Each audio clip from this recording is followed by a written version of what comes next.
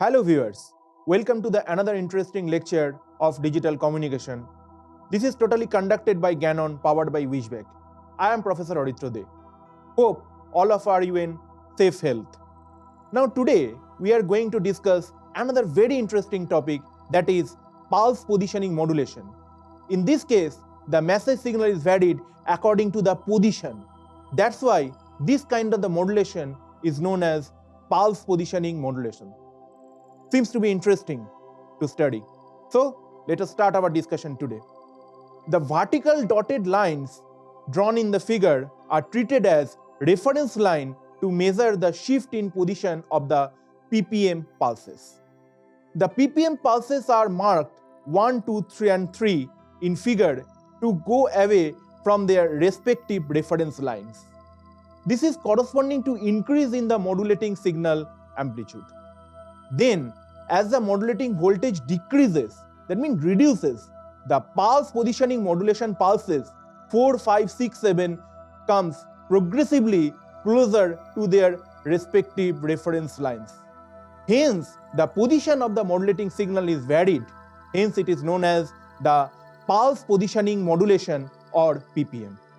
So, let us start the transmitter of the pulse positioning modulation. The pulse width pulses obtained at the comparator. Output are applied to a monostable multivibrator. You are already familiar with monostable multivibrator in analog electronics classes. The monostable is negative edge triggered. Hence, the corresponding to each trailing edge of the pulse width modulation signal, the monostable output goes high. It remains high for a fixed time decided by its own RC component. What is RC? RC is basically resistance capacitance component, which is known as RC. Now let us discuss the generation. How it is generated? Thus, at the trailing edge of the pulse width modulation signal, keep shifting in proportion with the modulating signal xt. The ppm pulses also keep shifting as shown in the figure. Now, what are we are going to discuss next? Yes.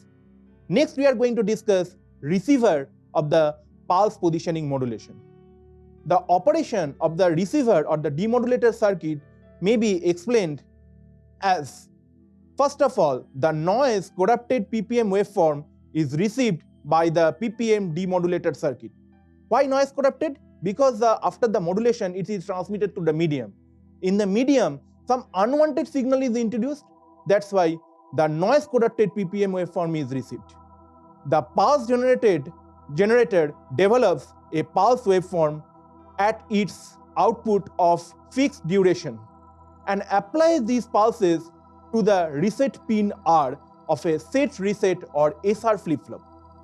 A fixed period reference pulses is generated from the incoming ppm waveform and the SR flip-flop is set by the reference pulses. Due to the set and reset signals applied to the flip-flop, we get a pulse width modulated signal at its output. The pulse width modulated signal can be demodulated using the pulse width modulation demodulator. As simple as that. Now let us discuss the advantage of PPM. PPM has the following advantages. Due to the constant amplitude of the ppm pulses, the information is not contained in the amplitude.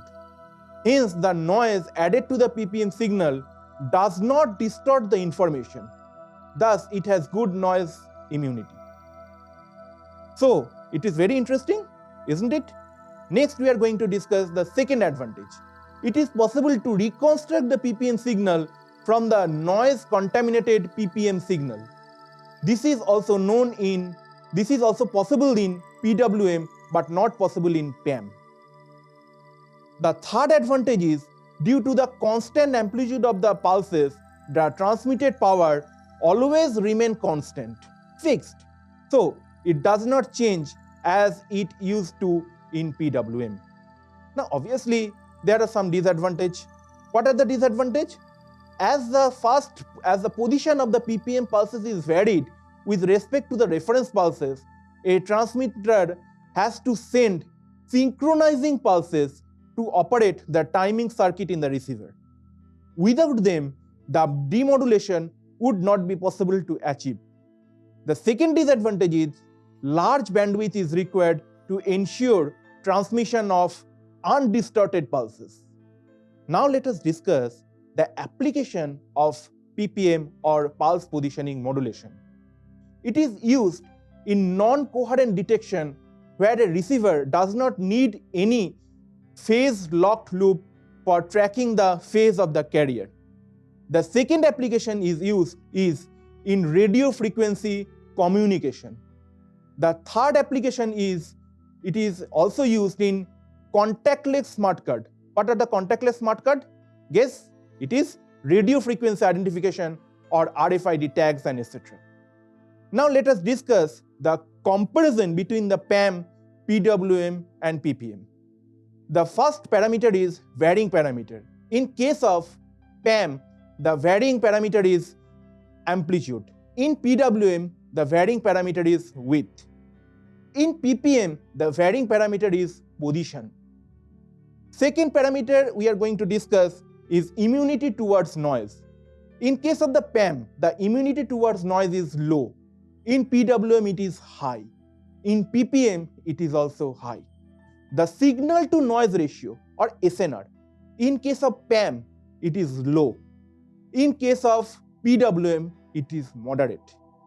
In case of PPM, it is comparatively high.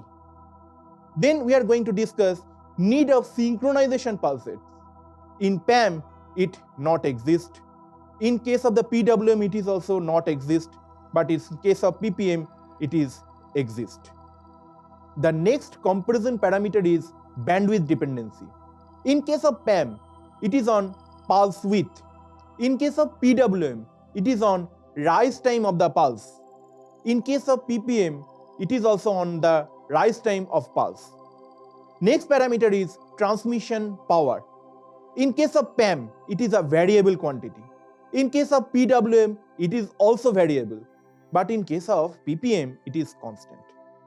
The bandwidth requirement in case of PAM is low. In case of PWM, it is high. In case of PPM, it is also high. Now, similarity of implementation in case of PAM, it is similar to amplitude modulation or AM. In case of PWM, it is similar to frequency modulation or FM. In case of PPM, it is similar to phase modulation or PM. Now, last parameter of comparison is synchronization between the transmitter and receiver. In case of the PAM, it is not needed. In case of the PWM, it is also not needed. But in case of PPM, it is must, that means it is needed. So what we have discussed today? We have discussed today PPM basic conception. Next we discussed PPM generation, how you generate the PPM. Next we discussed the PPM detection or receiver. Then we discussed advantage of the PPM, disadvantage of the PPM and PPM application. Lastly, we discussed PAM, PWM, PPM comparison. That's all for this segment.